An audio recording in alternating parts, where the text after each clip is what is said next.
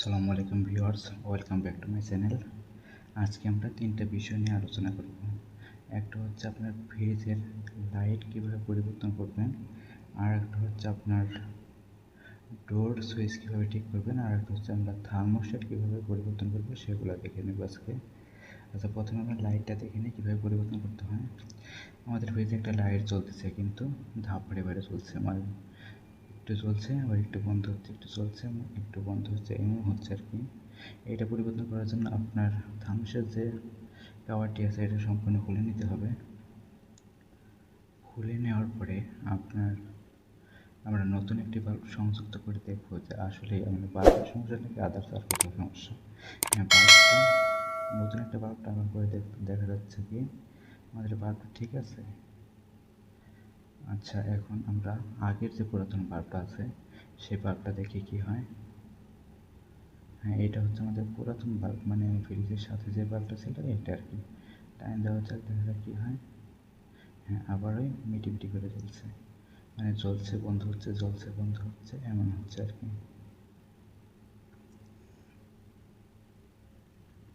আমরা এখন বুঝে গেলাম যে আমাদের ফ্রিজে কী সমস্যাটা হয়েছে। এটার বাল্বটা পরিবর্তন করে দিলে সমস্যা ইনশাআল্লাহ সমাধান হয়ে যাবে। আমরা বাল্বটা পরিবর্তন করে দেবো।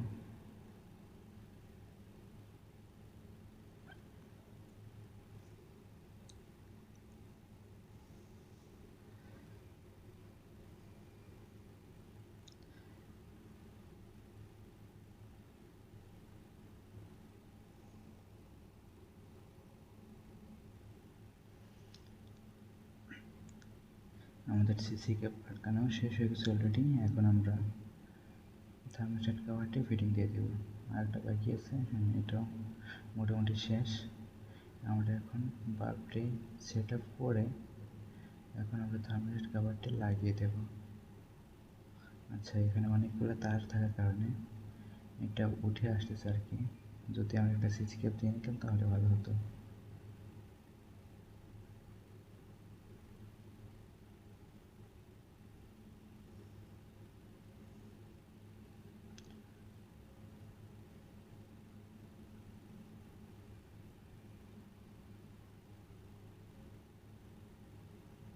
আচ্ছা, এটা আমরা কেবলটাইতে বেঁধে নেব, তাহলে এই তারগুলো এক জায়গায় থাকবে আর জায়গাটা বেশি লাগবে না। সেক্ষেত্রে আপনার থার্মোস্ট্যাট কভারটি লাগাতে সুবিধা হবে আর কি। আচ্ছা, আমরা কেবলটাকে বেঁধে নেই তারগুলো।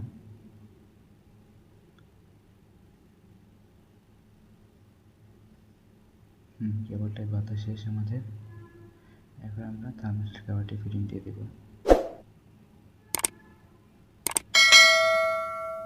থার্মোস্ট্যাট কভারটি ফিটিং দেওয়ার জন্য আপনার যে থার্মোস্ট্যাটের নাটটা আছে নাটটা লাগিয়ে দিলে থার্মোস্ট্যাট কভারের যে নাটটা থাকবে ওই নাটটা শুধু লাগিয়ে দেবেন, আর কিছু লাগবে না। আমরা নাটটা লাগিয়ে দেবো।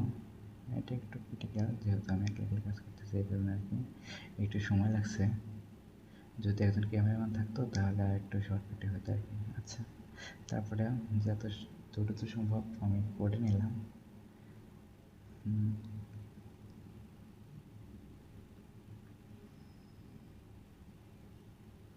হ্যাঁ, এখন আমরা লাইনটা দেবো, দেখা যাক কি হয়। হ্যাঁ, লাইনটা দেওয়ার পরে বাল্বটা আমাদের ঠিকই জ্বলছে। হ্যাঁ, তার মানে কি আমাদের যে আগের যে বাল্বটা ছিল সে বাল্বটাতেই সমস্যা ছিল। এখন আমরা নতুন যে বাল্বটা লাগিয়েছি সে বাল্বে এখন আর কোনো সমস্যা হচ্ছে না। দেখেন অনেক সুন্দর আলো দিচ্ছে। এখন আমরা দেখব ফ্রিজের ডোর সুইচ কীভাবে মেরামত করতে হয়। চলুন দেখা যাক কী হয়।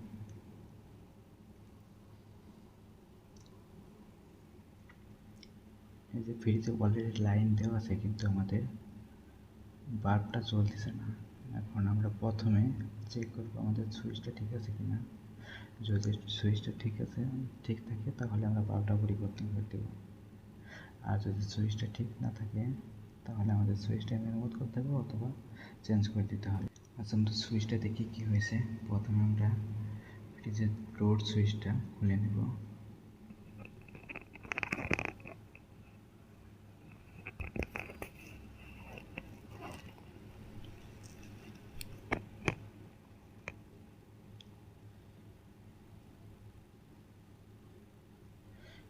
সময় লাগতেছে, ভিতরে অনেক আঠালো জাতীয় কিছু আছে হয়তো বা, এই কারণে একটু সময় লাগছে আর কি।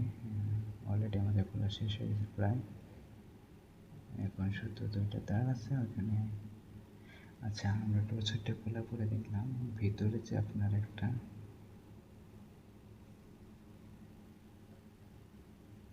টর্চটা খুলবো প্রথমে। আপনার টর্চের ভিতরে 2টা ঘাট আছে, ঘাট 2টা থেকে আপনার লকটা টান দিলে সুইচটা ফিট হয়ে আসবে।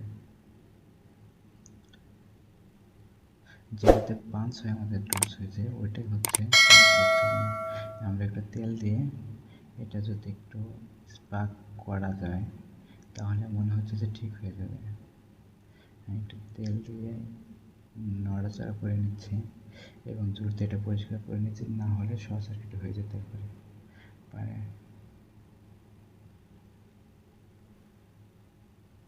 এখন ঠিক আছে দেখা যাচ্ছে। তারপরে আমরা লাগিয়ে দেখবো এটা কি হয়। আচ্ছা, টর্চ সুইচটা যেহেতু খুলে ফেলেছিলাম, এখন আমরা টর্চ সুইচের ভিতরের অংশগুলো আমরা আবার পুনরায় নতুন করে সেট আপ করবো।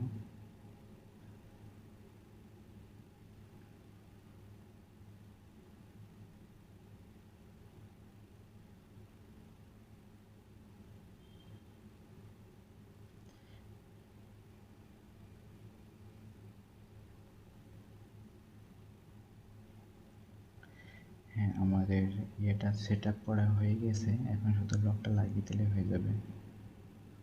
হ্যাঁ, একটু ফল্ট হয়েছে আর কি, উল্টা দিকে লাগিয়ে ফেলেছিলাম। আচ্ছা, আমরা নতুন করে দেখি সংযোগটাতে। এখন ঠিক আছে, এখন শুধু আমরা লকটা লাগিয়ে দেবো। যে লকগুলো আছে এগুলো টিপ দিলে লেগে যাবে। লকগুলো লাগিয়ে দেওয়া হচ্ছে।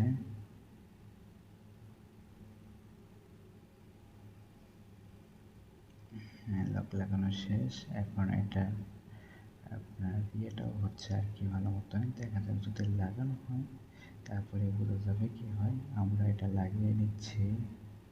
লাগিয়ে দেওয়ার জন্য আপনার যে 2 পিনটা আছে, পিনটা আপনার ওইখানে যে 2টা তার আছে ফ্রিজের ক্ষেত্রে 2টি হচ্ছে নিউট্রাল থাকে, কারণ এখানে সুইচের সময় আপনার ফেজ দেওয়া হয় না, কারণ ভিতরে আপনার পানি যদি কিছু জমে শর্ট সার্কিট হয়ে যেতে পারে। আর যদি নিউট্রাল দিয়ে রাখা হয় তাহলে কখনোই শর্ট হবে না। আচ্ছা, আমাদের ডোর সুইচের এটা লাগানো শেষ হয়ে গেছে। এখন আমরা পেজটা চালিয়ে দেব।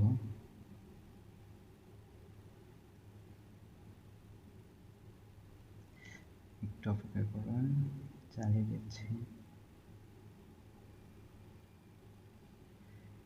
হ্যাঁ, আমরা সুইচটা মানে লাগিয়ে ফেলেছি অলরেডি। এখন আমরা লাইন দিলাম। লাইন দেওয়ার পরে দেখা যাচ্ছে কি আমাদের ভিতরে যে বাল্বটা ছিল, বাল্ব কিছুখানি ডোর সুইচেরই সমস্যা ছিল, যেহেতু আপনার ডোর সুইচটা আপনার আপ ডাউন হচ্ছিল না। এখন মোটামুটি ঠিক আছে। হ্যাঁ, ছেড়ে দিলে দেখা যায় একদম নতুনের মতো হয়ে গেছে আর কি। ডোর সুইচটা আমরা এভাবে মেরামত করতে পারি।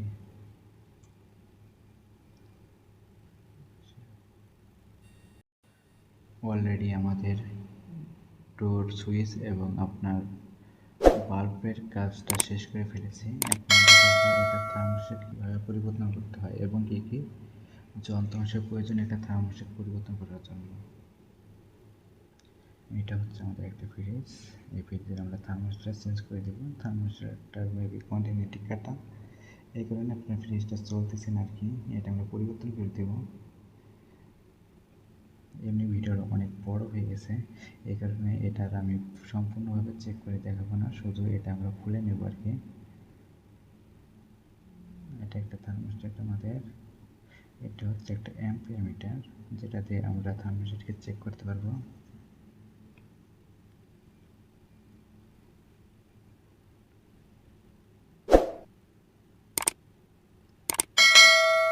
একটা থার্মোস্ট্যাট আছে, একটা অ্যাম্পিয়ার মিটার আছে, একটা ফ্ল্যাগ আছে, একটা স্টার আছে এবং একটা নোজ প্লাস আছে। সরি, নোজ প্লাস না, তো ওটা হচ্ছে আপনার কম্বিনেশন প্লাস। আমরা অলরেডি থার্মোস্ট্যাটের যে অংশটা আছে ওটা খুলে ফেলেছি, থার্মোস্ট্যাট কভারটা আর কি। এবং এইটা হচ্ছে আপনার থার্মোস্ট্যাটের বেলুস বলা হয়। বেলুসটা অলরেডি আমরা খুলে নিচ্ছি। সময় স্বল্পতার কারণে আপনাদেরকে সম্পূর্ণভাবে দেখানো সম্ভব হচ্ছে না। আমরা থার্মোস্ট্যাট অলরেডি খুলে ফেলেছি। এখন আমরা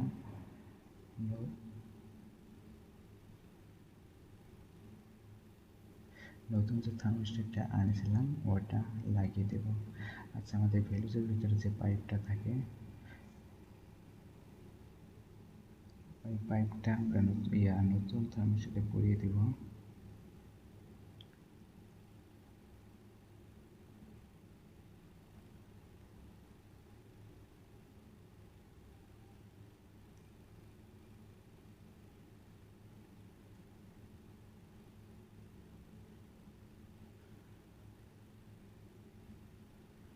আচ্ছা,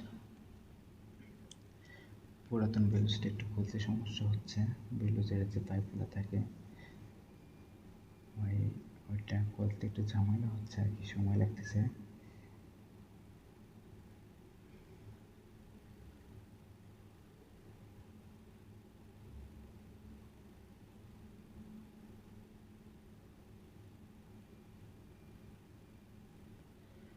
অনেক হার্ড হয়ে আছে, খোলাই যাচ্ছে না।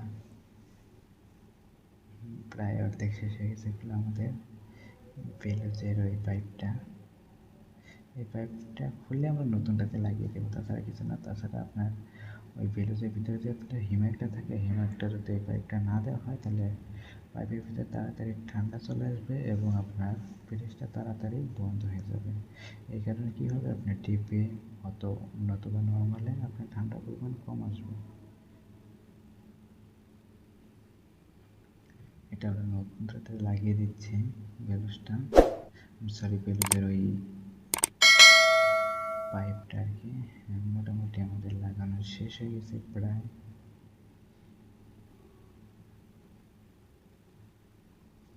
এখন আমরা যে নতুন থার্মোস্ট্যাটটা এনেছিলাম ওটা আমরা অ্যাম্পিয়ার মিটারে চেক করে দেখব যে আপনার থার্মোস্ট্যাট আসলেই ভালো না খারাপ।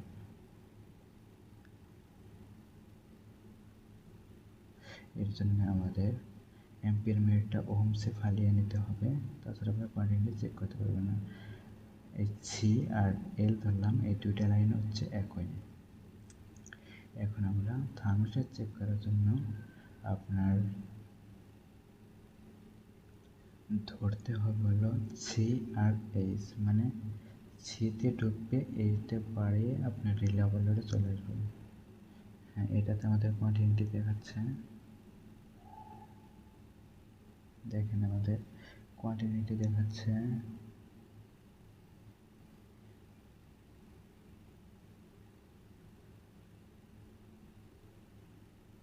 হ্যাঁ, আমরা বন্ধ করে নিলাম। এখন দেখেন আমাদের থার্মোস্ট্যাটে কোনো কোয়ান্টিটি দেখাচ্ছে না।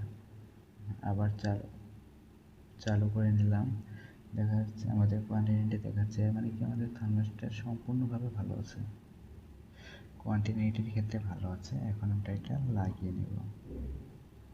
সেট আপ করার জন্য আপনার প্রথমেই গ্রাউন্ডিং লাইনটা আপনার পিছনে যে একটা অংশ থাকবে ওটাতে ঢুকিয়ে দিতে হবে এবং আপনার লাল তার যেটা থাকবে ওটা হচ্ছে আপনার সি দিয়ে ঢুকবে, আর সাদা যেটা আসবে ওটা হচ্ছে আপনার ওভারলোডে আসবে।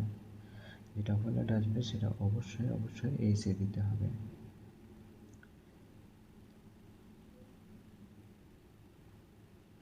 আমাদের অলরেডি দেওয়া শেষ, আমাদের কানেকশন শেষ হয়ে গেছে। এখন আমরা থার্মোস্ট্যাটের স্ক্রুটা লাগিয়ে দেব।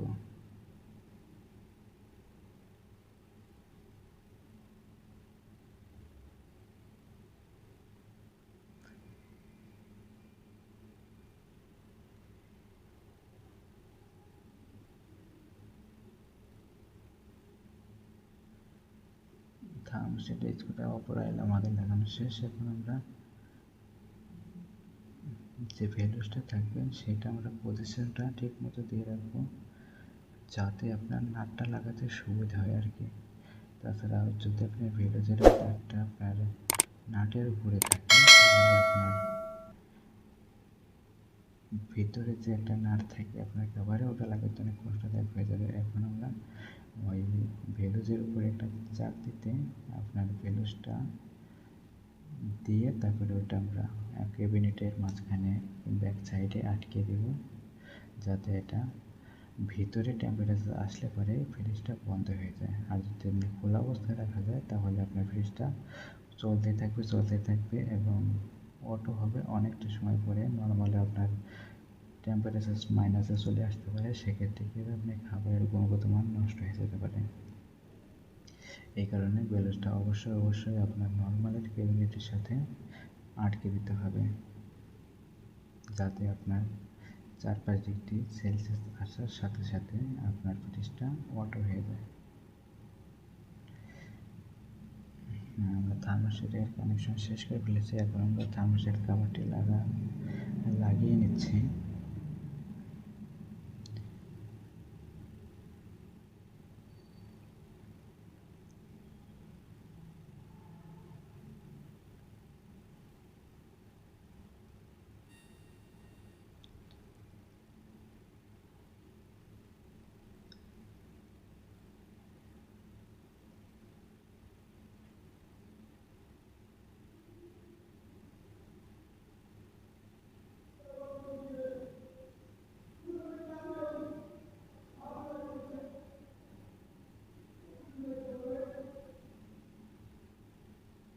আমাদের থার্মোস্ট্যাটের কভারটি লাগানো শেষ হয়ে গেছে। এখন আমরা ভেলুজটা আটকে নিচ্ছি।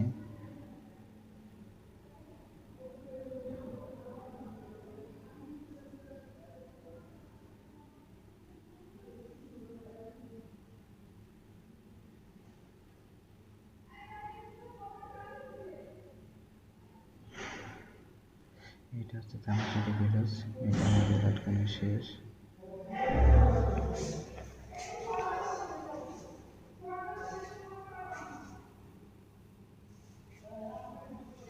এটার পজিশনটা আমরা ঠিক করে নিচ্ছি।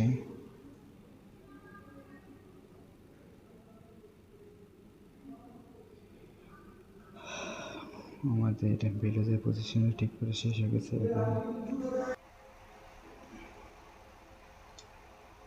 এখন একটা ওইটা লাগিয়ে নিলাম। এটা হচ্ছে আপনার কত পর্যন্ত পাওয়ার রাখবেন ওটা সেট করা যাবে এটা দিয়ে আর কি।